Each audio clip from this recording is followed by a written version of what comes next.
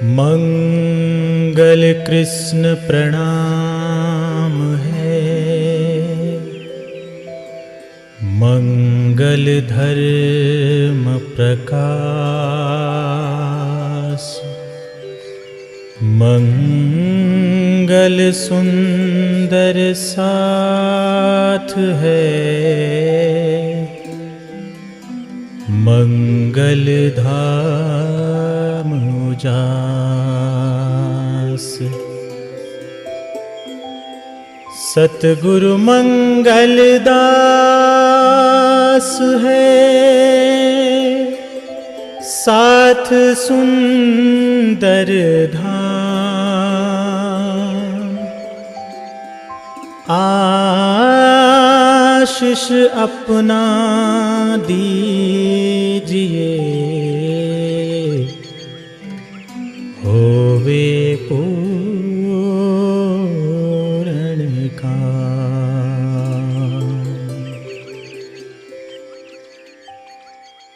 आचार्य की जय, सतगुरु महाराज की जय।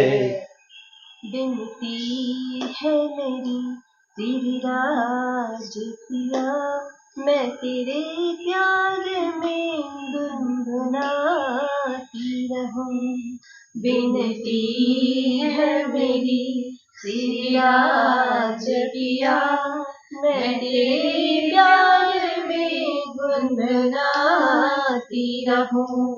खो न जाऊं कहीं माया के साथ में, खो न जाऊं कहीं माया के साथ में, तेरी मीठी नजर में समाई रहूं। विनती है मेरी सिराज पिया, मैं तेरे प्यार में गुनगुनाती रहूं। तेरी नजर इनायत न होती अगर, ढूंढ पाती कभी ना मैं अपनी डगर।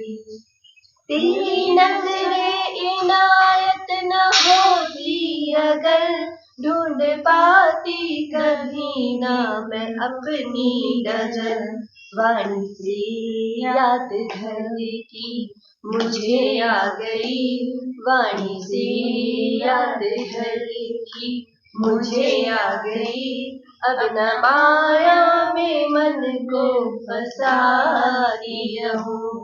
विनती है मेरी सिराज पिया, मैं तेरे प्यार में गुनगुनाती रहूं।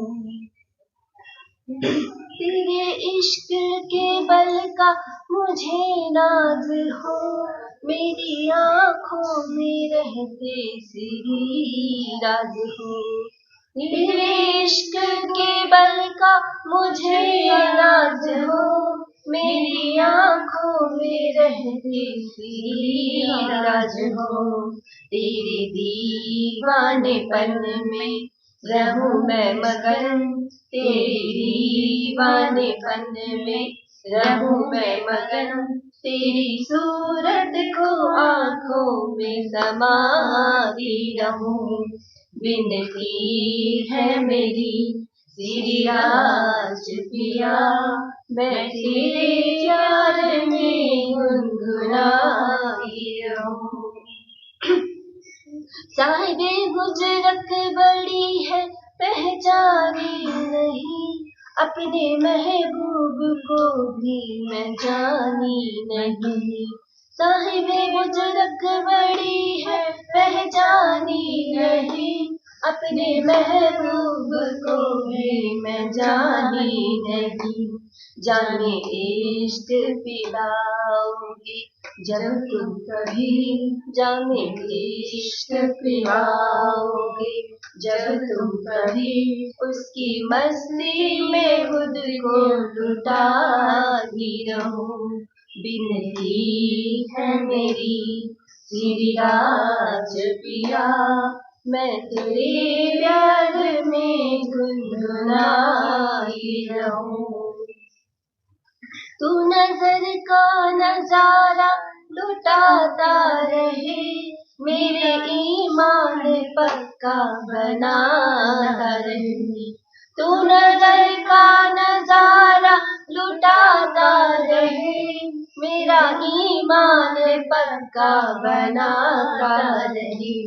तेरी सेवा में वारू मैं तन मन पिया, तेरी सेवा में वारू मैं तन मन पिया। तेरे तारों पे दिल को लगाई रहूं, विनती है मेरी श्री राज पिया। मैं तेरे प्यार में गुनगुनाई रहूं। अपने रंगी नजारों को रखना रवा, नूरे जलवों का करना ना तुम रुखसता। अपने रंगी नजारों को रखना रवा, नूरे जलवों को करना ना तुम रुखसता। मेरी आँखों में जलवों की रौनक रहे, मेरी आँखों में जलवों की रौनक रहे। मैं इसी लय में पद को बढ़ाती जाऊं, विनती है मेरी श्री राज पिया। मैं तेरे प्यार में गुनगुनाती रहूं। सुख नजरों की खूबी न समझी गई, मैं जहाँ थी वहाँ की वहीं रह गई। सुख नजरों की खूबी न समझी गई, मैं जहाँ थी वहीं की वहीं रह गई। दिल ऐसा असर कर मेरे मेहरबान, दिल पे ऐसा असर कर मेरे मेहरबान। मस्तियों मस्ती में मुस्कुराती रहूं, विनती है मेरी श्री राज पिया। विनती है मेरी श्री राज पिया। मैं तेरे प्यार में गुनगुनाती रहूं। नाथ प्यारे की जय। बंदो सतगुरु चरण को करूं सुप्रेम प्रणाम। अशुभ हरण मंगल करण श्री देव चंद्र जी नाम। श्री प्राणनाथ तुम सत्य हो, तुमसे चलत जहाज। मैं अधीन करनी नहीं, बाह ग्रहे की लाज। मंगल कृष्ण प्रणाम है, मंगल धर्म प्रकाश। मंगल सुंदर साथ है, मंगल धाम उजास है। मंगल सुंदर साथ है, मंगल धाम उजास है। बोलो कृष्ण कन्हैया लाल की, सदगुरु महाराज की, श्री प्राणनाथ प्यारे की। आज हम लोग सालू जी सुरेंद्र गोयल इस परिवार में थोड़ी देर के लिए यहाँ पर उपस्थित हैं। इसलिए भी यहाँ हम लोग आते हैं कि इन्होंने अपने मंदिर को मूल मिलावा बना रखा है, क्योंकि मूल मिलावे को देखने के लिए, मूल मिलावे का नज़ारा देखने के लिए हम लोगों को काफ़ी प्रयास भी करना पड़ता है। ध्यान में मूल मिलावा आ जाए, क्योंकि प्रणामी धर्म में, प्रणामी सिद्धांत में आत्मा कहाँ से आई और आत्मा कहाँ जाएगी स्पष्ट शब्दों में लिखा हुआ है। ऐसे तो सभी धर्म ग्रंथों में इशारे के रूप में तो हर धर्म ग्रंथ में मिलता ही मिलता है, पर स्पष्ट शब्दों में प्राणनाथ जी ने अपनी वाणी में लिखा कि आपकी आत्मा परम धाम से आई और अंत तो गत्वा वो आत्मा परम धाम ही जाएगी। पर इतना है कि उस आत्मा को परम धाम की भक्ति से जोड़ना होगा, नहीं जोड़ेंगे तो भटकती रहेगी। अनेक प्रकार के 84 लाख जीव जोनियों में आत्मा भटकती रहेगी और मनुष्य के रूप में भी रहेगी तो भी वो भटकती रहेगी। उसको भक्ति मार्ग से जोड़ करके परम धाम के उस तारतम से जोड़ दिया जाएगा, तो जहां से आई वो वहीं पहुंचेगी। तो इसके लिए हम लोग रोज शाम सवेरे पूजा करते हैं। कि हमारी आत्मा कहीं भटके नहीं, कहीं अटके नहीं, कहीं किसी माया के छलावा में, भुलावा में, उसी में देखते आत्मा न रह जाए। ये सब दृश्य है करके जैसे हम लोग दिवाली के दिन में बाजार घूमने के लिए निकले। मैं कालिम्पोंग में हर साल निकलता हूँ दिवाली के दिन में, तो लोग सब अपनी दुकानों को बढ़िया से लाइट लगा करके, सजा करके, तोरण, बंधन, पत्ते इत्यादि, वो अशोक का आम्रपत्र, वो सब लगा करके खूब सजाते हैं और अपने अपने ढंग से पूजा पाठ करते हैं। तो लगता है कि इसने बढ़िया सजाया, इसने बढ़िया सजाया, पर हम लोग मोहित नहीं होते हैं, उसमें देखते हैं कि कितना अच्छा सजाया, कितना अच्छा सजाया। फिर अपने मंदिर में जाकर के श्री राज जी की आरती उतारते हैं। तो इससे हमें ये ज्ञान होता है कि दुनिया भी ऐसे ही देखना चाहिए कि हम लोग बड़े बड़े मॉल में, दुकानों में चले जाते हैं, ठीक है, सामान है, कोई जरूरत की चीज है तो हम ले भी लेते हैं, पर उसी में दिन भर भूले नहीं रहते हैं। और बच्चे जाएंगे तो बच्चे बोलेंगे हम यहीं खेलते रहेंगे, यहीं दौड़ते रहेंगे, क्योंकि बच्चों को ज्ञान नहीं होता है ना। तो बड़ों को ज्ञान होता है और ज्ञानी लोग होते हैं तो जाते हैं, देखते हैं, उसमें आकर्षित ज्यादा नहीं होते हैं। ठीक है, सुंदर है, अपनी जगह है, पर हम तो अपने मतलब के लिए ही यहाँ पर आए हुए हैं। जो मतलब की चीज है वो हम लेते हैं और अपने घर लौट जाते हैं। तो इसी प्रकार से आत्मा परम धाम में तो थी अनादिकाल से, पूर्ण ब्रह्म परमात्मा के चरणों में हम सभी की आत्माएं रहा ही करती थी। पर वहां रहते हुए भी और नई चीज, क्योंकि नई नई चीज देखने की एक ये विचारधारा, एक स्वभाव हर कोई में होता है, छोटे से बड़े में भी कुछ नई बात आई, नई चीज, तो देखे देखे देखे ऐसे मन में उत्साह हो जाता है। तो सखियों के मन के उत्साह को देख करके पूर्ण ब्रह्म परमात्मा श्री राज जी ने जगत में भेजा। तो यहाँ तो नई चीज तो विचित्र विचित्र है संसार में। प्रकृति को देखें तो हम देखते ही रह जाते हैं कि कैसे कैसे पहाड़ बने हैं, खाइयां बनी है, नदियां बहती है कहाँ कहाँ से, हिमालय से बर्फ पिघल पिघल करके अब नदियां तैयार हो करके फिर नदियां आपस में जुड़ती हैं। जैसे अभी हम लोग बद्रीनाथ धाम गए तो 5 जगह प्रयाग आए, प्रयाग मतलब दो दो नदियां आपस में जुड़ती है तो उसको प्रयाग करके कहते हैं। जैसे प्रयागराज कहते हैं तो वहाँ गंगा यमुना का संगम हुआ है, ऐसे ही अब अलकनंदा भागीरथी का संगम होता है और भी नदियों का संगम होता है। तो उस प्राकृतिक दृश्य को आप देखिए, कैसे स्वच्छ जल बह करके दो नदियां आपस में मिल जाती हैं, तो दूर तक गंगा की धारा अपने ढंग से, जमुना की धारा अपने ढंग से जा करके फिर एक हो जाते हैं। पहाड़ों को देखें, उनकी सुंदरता, फूलों की घाटी बोलते हैं कि वहाँ कई जात जात के फूल फूलते हैं, उनकी अपनी महिमा है। अब देखिए जो गुरांस का फूल है, सिक्किम में एक वर्णे करके जगह है, वहाँ अप्रैल के सीजन में जाएंगे तो इतने जात जात के गुरांस वहां पर दिखलाई देते हैं। क्या प्रकृति का खेल! अपने आप किसी ने लगाया भी नहीं, बोया भी नहीं, अपने आप वो करके अपने अपने सौंदर्य बिखेर रहे हैं। फूलों की घाटी सब जगह, फलों को आप देखिए, जात जात के फल, उसी मिट्टी से रस चूसते हैं, पर सबका स्वाद अलग है। कोई मीठा है, कोई खट्टा है, कोई और तरह के फल के स्वाद होते हैं। फूल की सुगंधी देखो तो सब फूलों में अलग अलग सुगंधी है। तो ये संसार है, विचित्र संसार है, इसको देखना चाहिए, पर देख करके वहां अटकना नहीं चाहिए। ये प्रकृति है, प्रकृति का देन है, प्रकृति में हम आए हैं तो प्रकृति का उपभोग भी हम लोग करते हैं। जरूरत की चीजें प्रकृति से हम लोग लेते भी हैं, हवा सांस ले रहे हैं, पानी पी रहे हैं, पर इतना ही जीवन नहीं है। ये एक देखने के लिए, खेल देखने के लिए चीजें बनी हुई है, पर जीवन का अर्थ है अपने आत्म स्वरूप को जानना, पर आत्मा स्वरूप को जानना, परमात्मा को जानना, जहाँ से आए उस मूल ठिकाने को पहचान जानना और मूल मिलावे को याद करते रहना, ताकि आत्मा जहाँ केंद्रित थी उसी केंद्र में जाकर के हम सबका मिलावा हो जाए। तो इसके लिए मूल मिलावा है। और प्राणनाथ जी महाराज वाणी में भी कहते हैं, ये मूल मिलावा अपना नजर दीजिए इतना, पलक न पीछे फेरिए ज्यों सका अंग उपजता। कहते हैं मूल मिलावे को तब तक देखते रहो कि आपके दिल में प्रेम प्रकट हो जाए, देख देख करके प्रेम प्रकट हो जाए।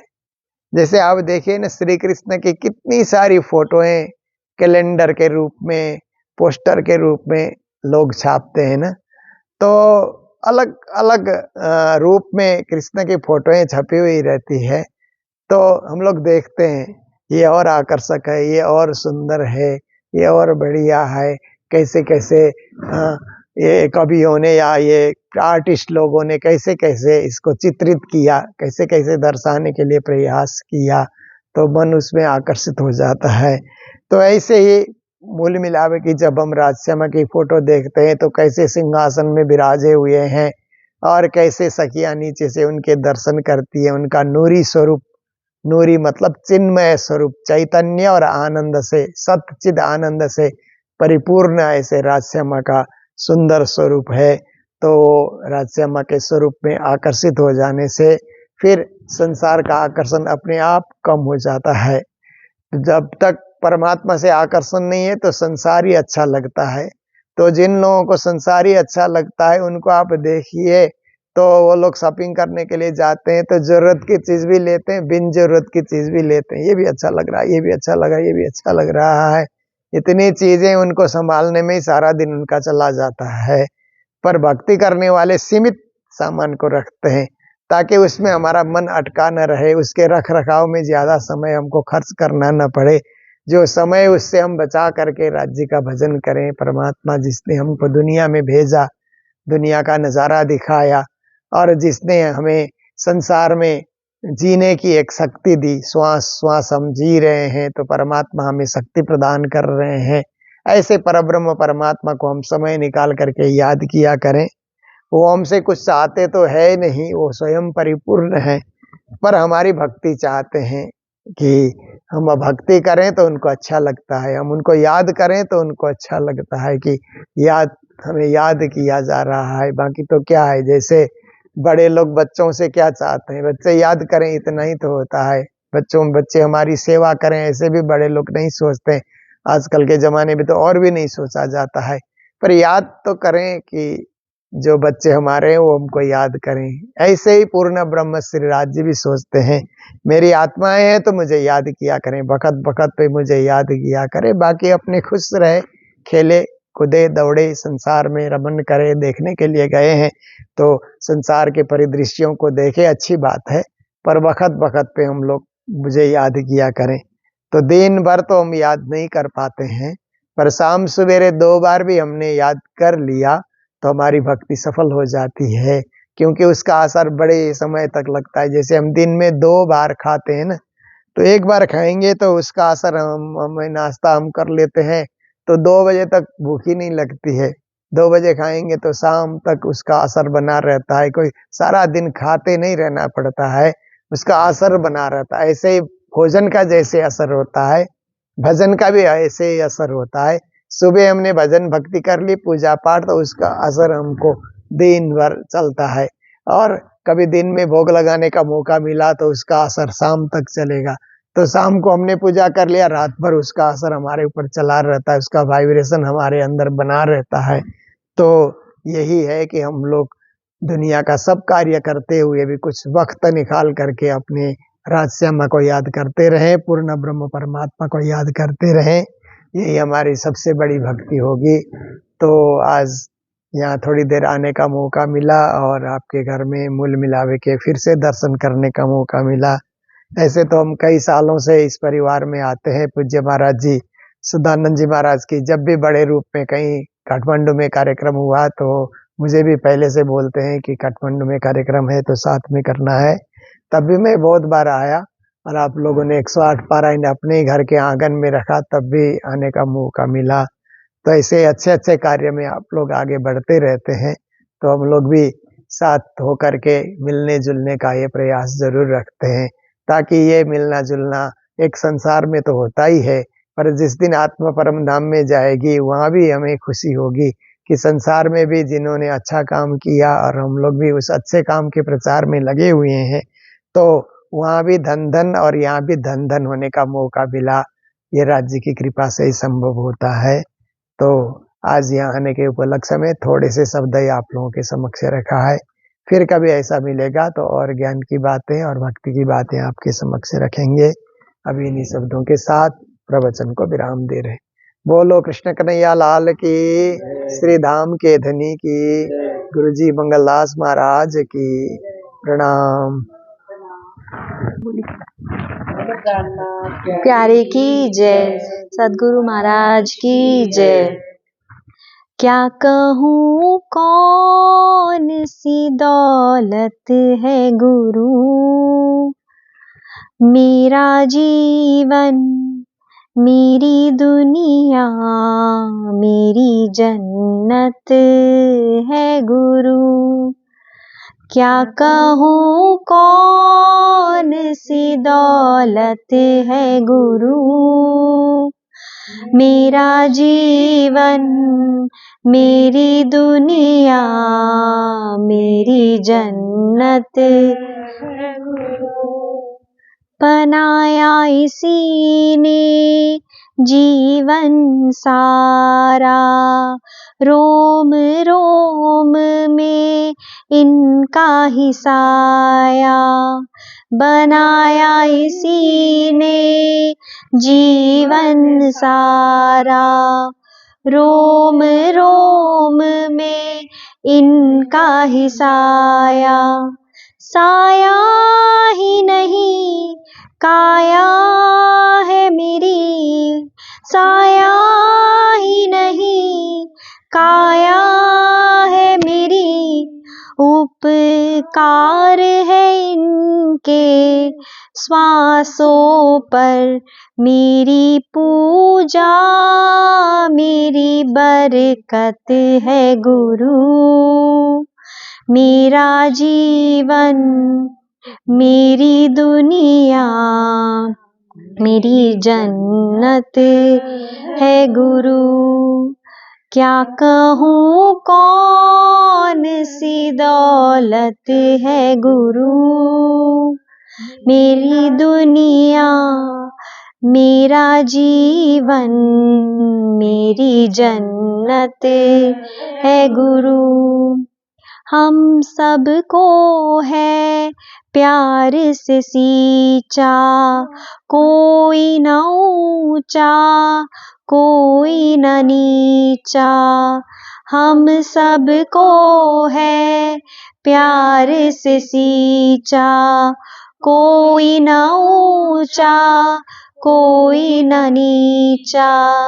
छाया ही भली महिमा ही भरी, छाया ही भली महिमा ही भरी। करे प्रेम क्षमा संग परवाना, जन्मों जन्मों की इबादत है गुरु।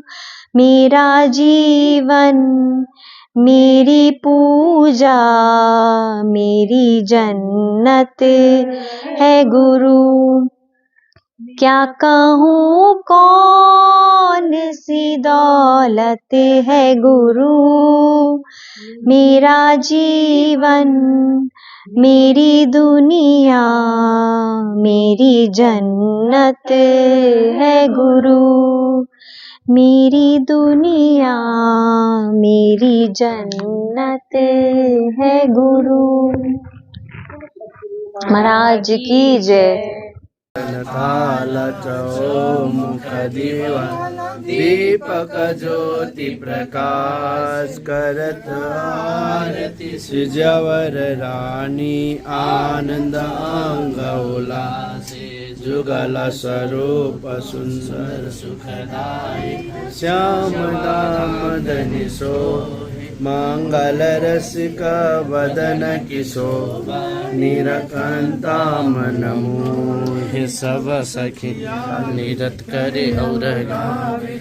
ओ मंगांग पारे ताल झाझरे बोलत जय जय बालाजी ने बधा विमुक्ता फल सखिया श्री जियावर क्षम सुहागे। तन मन जीवनी छावर महामति चरण।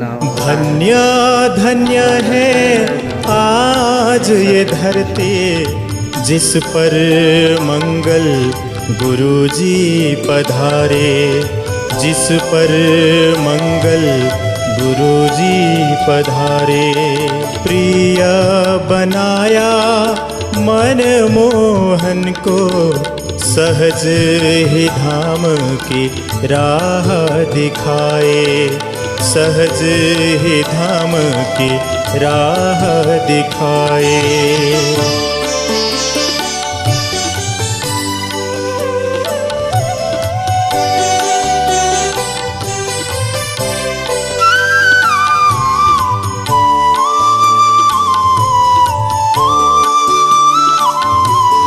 मोह का तोड़ा बंधन आपने, तभी तो आप मोहन कहलाए। मोह का तोड़ा बंधन आपने, तभी तो आप मोहन कहलाए। सतगुरु मंगल दास कृपा से सभी के आप प्रिय कहलाए।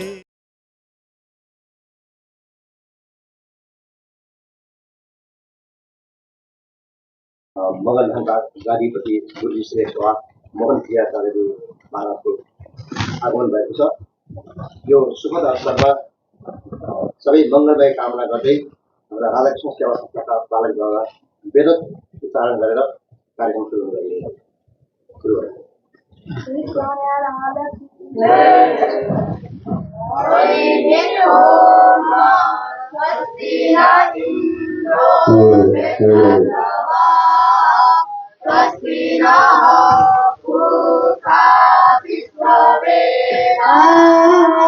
स्वस्ति नस्तार्क्ष्यो अरिष्टनेमिः स्वस्ति नो बृहस्पतिर्दधातु भद्रं कर्णेभिः शृणुयामदेवा भद्रं पश्येमाक्षभिर्यजत्राः स्त्रियैरङ्गैस्तुष्टुवागु निप्यसे मयि देवहितं जदायुः जहुः शान्तिरन्तरिक्षगु शान्तिः पृथिवी शान्तिरापः शान्तिरोषधयः मैले कसको नाम लिनुपर्छ यहाँ? अध्यक्षज्यू सपरिवार भन्दा भइगयो नि उतापट्टि बस्नेको उतापट्टि सबै अध्यक्ष साथै हुन्छ।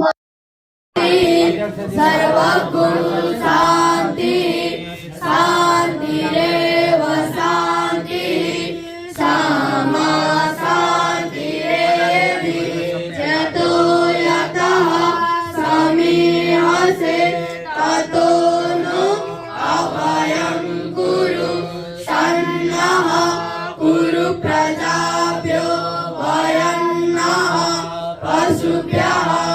ॐ शान्ति शान्ति शान्ति शान्ति शान्ति भवतु। कृष्ण कन्हैया लाल। ॐ श्री परमात्मने नमः। अथ श्री भगवानुवाच ऊर्ध्वमूलमधशाखा वस्वकं प्राहुरभयं छन्दांसि यस्य पर्णानि यस्तं वेद स वेदवित्। अधश्चोदं कशिशस्य शाखा पुनः प्रविश्य विषया प्रवादम्। अधश्च मूलानि सन्ततानि सर्वानुबन्धे पुरुषलोके न रूपमस्य ततोपलभ्यते नतो रतासि न च सम्प्रतिष्ठा। अश्वत्थमेन सुविरूढमूला असाङ्गशास्त्रेण हितेन चित्वा तथा पदं तत्परिमार्गिताभ्यं यस्मिन् गतानानि वदन्ति भूय त्वमेव चाचं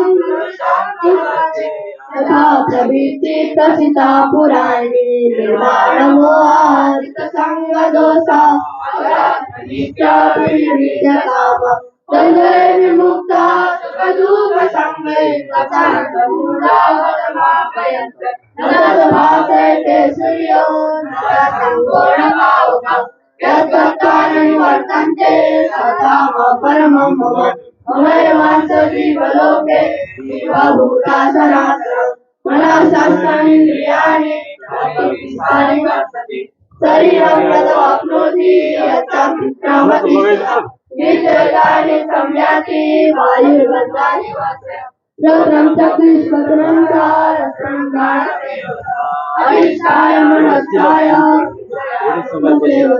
पुष्णामृतं स्तमवापि भुञ्जानं वा गुणान्वितं पुराणानि पश्यन्ति यतन्तो योगिनस्तेनं यतन्तो ते ब्रह्माणो नैनं पश्यन्ते यदा विक्रमं तेजो समासे यच्चन्द्रमसि यच्चाग्नो तत्तेजो मामकं कृष्णामि संसरि सर्वा सोमभूता अहंकष्टरो भूत्वा कारणं ब्रह्मात्मकं प्राणपादसमायुक्ता पाचामीनं चतुर्विधं सर्वश्रेतां विनिसन्निविष्टो गतास्मृतिज्ञानमोहनम् वेदेषु सर्वेऽहमेव वेद्यो वेदान्त कृष्णेन देवता वायुमो पुरुषो लोके निराशास्तेन एव ता सर्वाणि भूतानि कुतस्तोक्तेन उच्यते उत्तमः पुरुषोत्तमः परमात्मेति विभातितः यो लोकत्रयमाविश्य विभक्त्य वैश्वरः यस्माच्चैव स्थितोऽहम् अतिश्रेयोऽपि रहस्य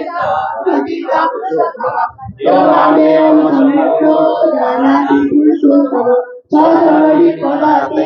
सर्वभावेन भारत श्रीकृष्णं शास्त्रम् एतत् बुद्धा बुद्धिमत्स्य भारत ओम तत्सदिति श्रीमद्भगवद्गीतासु उपनिषत्सु ब्रह्मविद्यायां योगशास्त्रे श्रीकृष्णार्जुन संवादे सुसुप्तमयोग नाम पञ्चदशोऽध्यायः।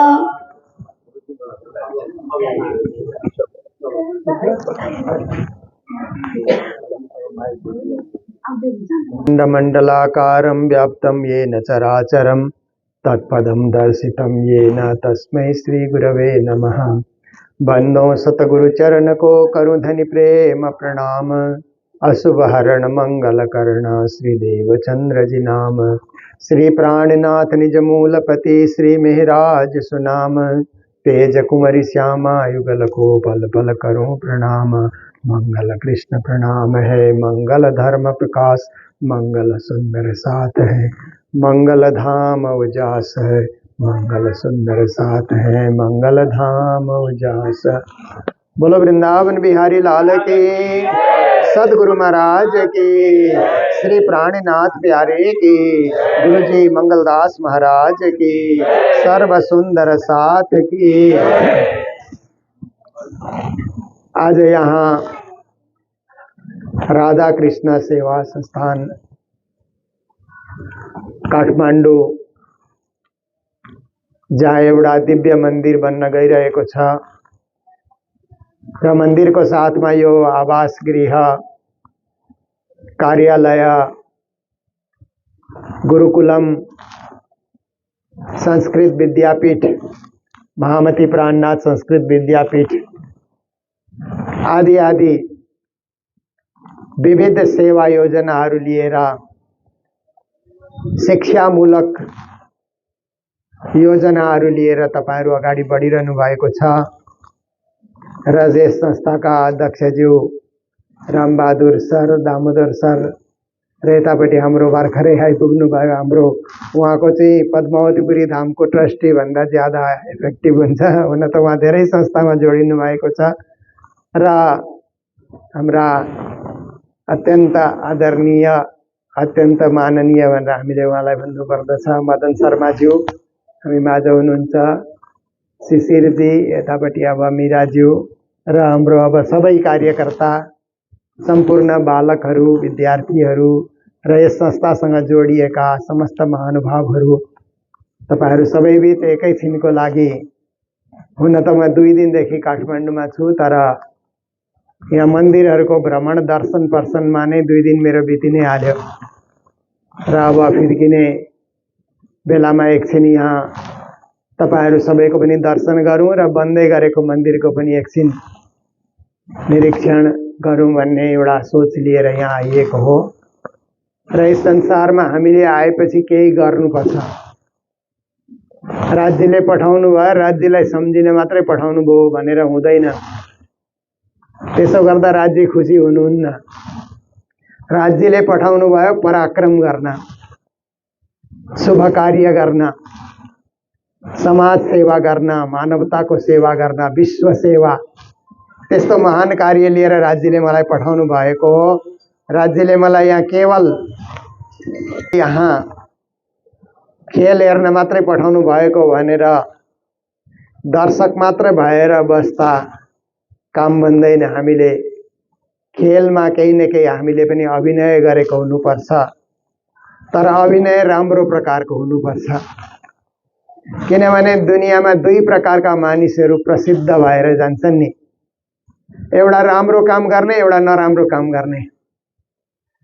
नराम्रो काम गर्ने पनि धेरै प्रसिद्ध भएर जान्छ, तर उसको नाम आउने बित्तिकै मानिसहरूमा नकारात्मक विचार आउन जान्छ। मानिसहरूमा त्यसबाट कोही पोजिटिभ भाइब्रेसन आउँदैन। तर समाज सेवा गर्ने, मानवताको सेवा गर्ने महापुरुष, महान व्यक्ति, त्यस्ता व्यक्तिहरूको नाम सुन्ने बित्तिकै हाम्रो जीवनमा एउटा पोजिटिभ भाइब्रेसन, उहाँहरूको जयकारा लगाउँदा नै आफ्नो जीवनमा उहाँहरूको गुण उत्रिएर आएको हामीलाई अनुभव हुन जान्छ। र संसारमा सोही सुहागिन धाम में जो करसे इत रोशन, प्राणनाथजीले बाणीमा भन्नुभएको छ, परम धाममा ब्रह्म सृष्टिको रूपमा त्यही आदरणीय हुन्छ, त्यही राज्यको नजिक हुन्छ जसले संसारमा ज्ञानको उज्यालो फैलाएको हुन्छ, तारतम्यको उज्यालो फैलाएको हुन्छ, सेवाको उज्यालो फैलाएको हुन्छ, भक्तिको उज्यालो फैलाएको हुन्छ। र त्यो उज्यालो चाहिँ कस्तो खालको उज्यालो छ भन्दा अदृश्य उज्यालो छ। अब बत्ती गएको बेलामा हामीले बिजुलीको उज्यालो हामी दिन सक्छौं। आजकल त मोबाइल फोनमै उज्यालो छँदैछ, हामीले दिन सक्छौं। त्यो एउटा बाहिरी उज्यालो हो, जाहेरी उज्यालो हो, देखिने उज्यालो हो। तर ज्ञानको उज्यालो, भक्तिको उज्यालो, सेवाको उज्यालो यस्तो चाहिँ के हुन्छ भन्दा देखिँदैन, त्यसको प्रभाव लामो हुन्छ। बाहिर बलेको बत्ती कोही बेला निभ्न पनि सक्छ, तर ज्ञानको बत्ती कहिले निभ्दैन। हृदयमा बलेको बलै र त्यो ज्ञानको दियोले अरूलाई ज्ञान हामीले एउटा दियोले अर्को दियो सल्काए जस्तो हामीले ज्ञानको दियो सल्काउन सक्यौं भने विद्याधनम सर्वधनम प्रधानम भनेर भनिन्छ नि संस्कृतमा। दुनियाँमा सबभन्दा ठुलो धन के हो, सबभन्दा शक्तिशाली धन के हो भन्दा विद्यारूपी धन। विद्यारूपी धनले हामीले समाजमा ठुलो पराक्रम गर्न सक्छौं, ठुलो क्षेत्र हामीले ओगट्न सक्छौं। र यही नै विद्याको यो केन्द्र बनेर, संस्कृतिको केन्द्र बनेर, धर्मको केन्द्र बनेर यो स्थान अगाडि बढेर गइरहेको छ। र यस स्थानका अब हाम्रा महाराज श्री 108 टहल किशोरजी महाराज, हुन त हामी अब गुरुजीको गुरुकुलमा हामी सँगसँगै नै थियौं। उहाँहरू अलिक संस्कृतपट्टि अध्ययन गर्नुभयो, मैले चाहिँ स्कुल कलेजको अध्ययन गरेँ। गुरुजीले मलाई भन्नुभयो, यो बङ्गालमा यो यस्तो छ कि एउटा चिठी सरकारी आयो भने अंग्रेजीमै आउँछ र त चाहिँ कलेज पढ। चिठी आयो भने मैले कसैलाई बोलाउनु पर्यो, चिठीमा के लेख्यो, के लेखेछ, के उत्तर दिनु पर्यो भनेर मान्छे खोजिरहनु पर्छ। र चिठीमा के आयो मलाई बताउने खालको जान्ने त्यतिसम्म चाहिँ इङ्ग्लिस सिका तिमीले भनेर गुरुजीले मलाई कलेज पढ्ने आग्रह दिनुभयो र त्यो गरियो। गर्दाखेरि मलाई त्यसबाट धेरै फाइदा पनि भयो र संस्कृत पनि कलेजमा मेरो एउटा सब्जेक्ट मैले राखेकै थिएँ। त्यसो हुँदा संस्कृत पनि अब त्यति गाह्रो मलाई परेन। र यसो हुँदा मैले के बुझेँ भन्दा हाम्रो अरू महाराज जस्तो अब कृष्णमणि महाराजजी हुनुभयो, जगतराजजी हुनुभयो, यतापट्टि टहल किशोरजी महाराज, श्यामानन्दजी, उता तिलक चैतन्यजी, मुकुन्द शास्त्रीजी, धेरै अरू गुरुजीको अब यो शिक्षा जगतबाट उहाँहरू निक्लिनु भयो र उहाँहरूले चाहिँ अब त्यति बेला संस्कृतको अध्ययन गरेर संस्कृत भनेको व्याकरणबाट, संस्कृत व्याकरण चाहिँ कस्तो छ भन्दा 1000 वर्ष अगाडि एकजना वरदराज भन्ने एकजना विद्वानले त्यो लघु कौमुदी बनाएछन्। अब त्यो अष्टाध्यायी संस्कृत त अलगै छ, त्यसमा अब संशोधन आएकै छैन। 1000 वर्ष पहिला चलेको व्याकरण आज पनि चलिरहेछ। अब त्यस किन नहोला भनेर मैले यसरी अनुसन्धान गर्दै लाँदाखेरि मलाई लाग्यो कि जुन गुरुहरूले त्यो घोकेर आए नि, तेरि गुरुहरूले सोध्छन् कि मैले यत्रो 12 वर्ष लगाएर घोकेर दिमाग खराब गरेर मैले आएँ भने त्यसलाई चलेको पनि त्यसरी मैले घोकाउनै पर्छ। रटन्ती विद्या भन्छ नि, मैले रटेर आएँ भने रटाउनै पर्छ भनेर। तर अहिले साउथ इन्डियाबाट चाहिँ सरल संस्कृत भनेर त्यो अब व्याकरणमा एकदमै समय बहुत जान्छ बच्चाहरूको र पढिसकेपछि त्यो काम पनि आउँदैन।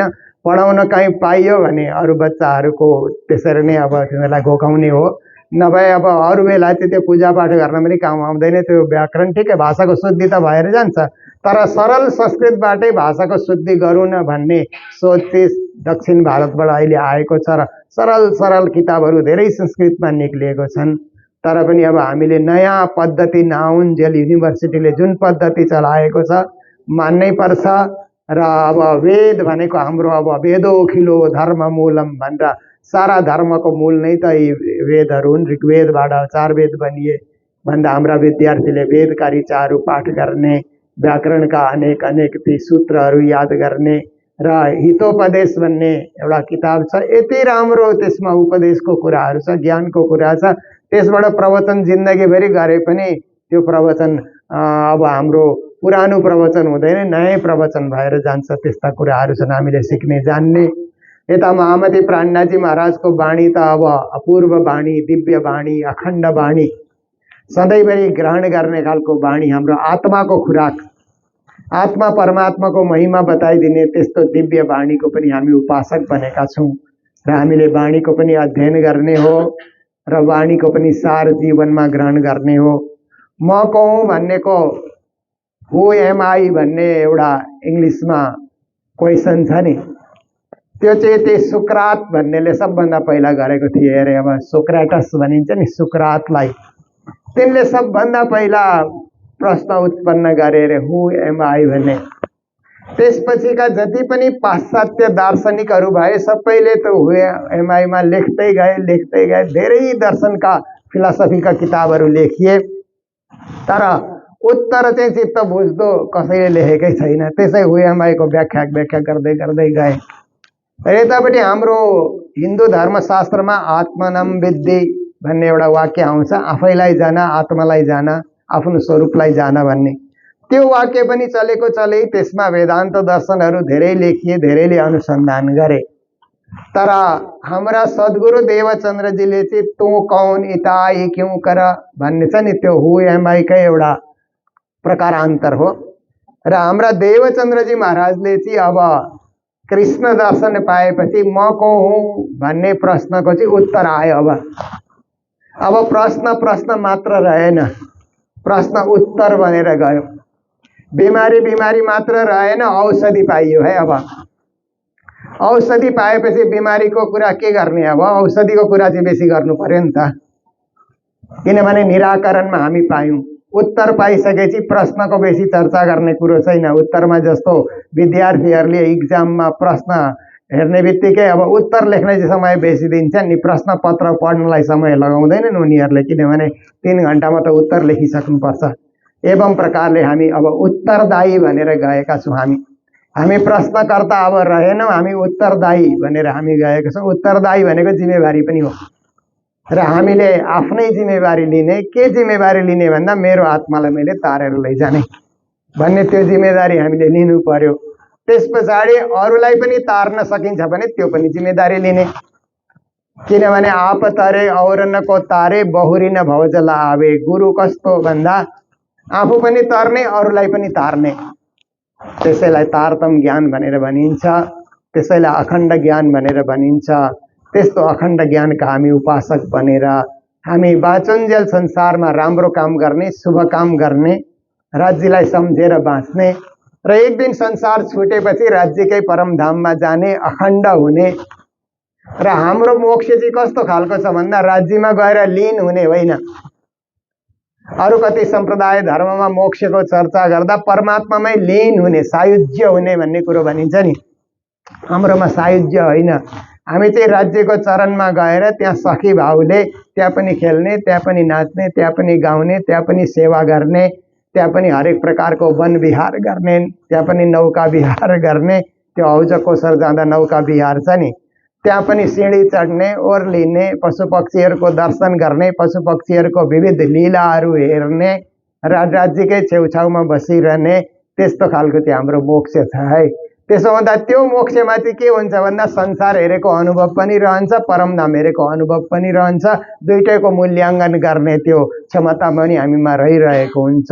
यस्तो खालको यो मोक्ष श्रीकृष्ण प्रणामी धर्मको एउटा सार हो र यसलाई हामीले पाएको हुँदा अत्यन्तै यसलाई ठुलो मैले धन पाएँ भन्ने सम्झेर हामीले त्यसलाई किम्मत गरेर राख्नुपर्छ। र अब मानिसहरूले यो कुरो बुझेनन् भनेर हामीले दुखी हुने काम पनि छैन। मैले पाएको कुरो मानिसहरूले बुझेनन् भनेर अब त्यो फलाम बेच्नेले हिरा बेच्ने व्यापारीको कुरो बुझ्दैन नि त। हिरा बेच्नेको कुरो फलाम बेच्ने मान्छेले गर्नै सक्दैन। अब भने अब के त्यो त्यति बेला कसलाई अब जानेन, उसले बुझेन भन्ने कुरो छैन। उसको व्यापार ऊ गर्छ, मेरो व्यापारमै गर्छु। यही नै सिद्धान्तमा हामी टिकिरहौँ। र अब समय मेरो पनि आज झट्टै यहाँबाट जाने समय भइरहेको हुँदा बेसी चर्चा नगरेर फेरि कोही समय आइएछ भने फेरि यहाँ लामो चर्चा गरौँला। अहिले तपाईँहरू सबैलाई करबद्ध प्रेम प्रणाम गर्दै मेरो दुई शब्दलाई यिनै विराम दिएँ। र छोटो दुईटा सूचना म दिन चाहन्छु।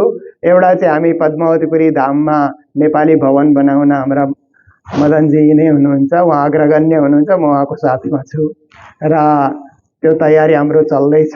र कसैलाई कमराहरू त्यहाँ गर्ने इच्छा छ भने अहिले त हामी प्रचार गर्दैछौँ, अप्रेलपछि हामी काम सुरु गर्नेछौँ। र अप्रेलमा नै अब रामनवमीको बेलामा इटहरीमा अब एउटा हामीले वहाँ त्यो अस्पतालको पनि योजना सुरु गऱ्यौँ। 15 बेडको भवन बनेर कम्प्लिट छ र त्यसमा जो पनि अब त्यहाँ इक्विपमेन्टहरू लाग्दछ, मेसिनहरू त्यहाँ आउँछन्, त्यो पूज्य सदानजी महाराजले दिने भन्नुभएको छ। र अरू अब हस्पिटलमा अरू विविध अब जे पनि चिज लाग्ला हामीले 108 पारायण राखेर त्यहाँ त्यसको उद्घाटन गर्ने, मेडिकल क्याम्प राख्ने हामीले योजना बनाएको छौँ। र त्यसमा सबै राधाकृष्ण सेवा संस्थाको सबै महानुभावहरूलाई आमन्त्रण गरिन्छ। तपाईँहरू आउनुहोस्, हामी सबै मिलेर होस्टेमा आइसे गरेर त्यो कार्यलाई पनि अगाडि बढाएर लैजाउँ। यिनै सूचनाहरूको साथमा मेरो अहिलेको शब्दहरूलाई प्रवचनलाई यिनै विराम दिएँ। बोलो सतगुरु महाराज की, श्री प्राणीनाथ प्यारे की, सर्वसुंदर साथ की प्रणाम। श्रीकृष्ण प्रणामी मन्दिर, खास मन्दिर जहाँनिर निर्माण हुन्छ त्यो निर्माणाधीन छ। केही समयभित्र यो मन्दिर तयारी हुने, 1-2 वर्षभित्र तयारी हुने भन्ने हामी यहाँ सबैबाट सुनिरहेका छौँ र सबैको सहयोग पनि जुटिरहेको छ। यहाँदेखि माथि अनि त्यसपछि जे निर्माण हुँदै जान्छ त्यो पछि प्रस्तुत हुने नै छ। आज यति निर्माणाधीन रहेछ भनेर सबैको जानकारीमा आओस् भनेर यति मात्रै कुरा गर्दै दुई शब्द मैले